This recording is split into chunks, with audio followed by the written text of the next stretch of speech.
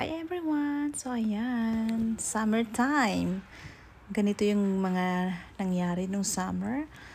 Talagang nag-enjoy lang kami. Lalong-lalo na yung mga kiddos. Talagang nag-enjoy lang sila. Kasi talagang sinulit namin yung summer. Kasi ano lang naman, 2 months yung bakasyon nila namin. And then, back to school na. Back to reality na naman tayo. Kaya, ayan, sinusulit namin yung summer.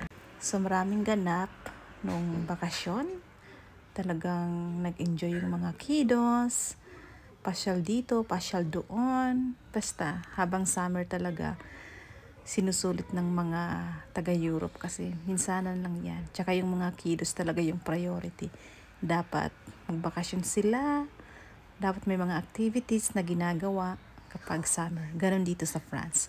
Yung mga kiddos, dapat may mga activities silang ginagawa.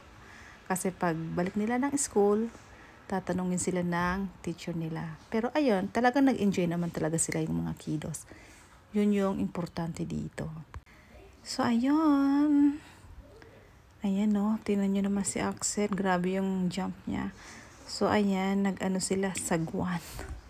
Alam nyo ba, talagang meron akong phobia dito sa pagsasagwan kasi na-try ko na to sa lake. Naku, ang hirap palang magsagwan.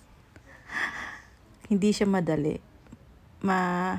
Madaling tingnan pero kapag ikaw na yung gagawa, ang hirap pala. So, yes, ayun. Ayan, hanggang dito na lang muna. Thank you for watching, guys. Kumusta naman mga ka-YouTuber? Ano? Ayun. See you around. Bye! Ingat!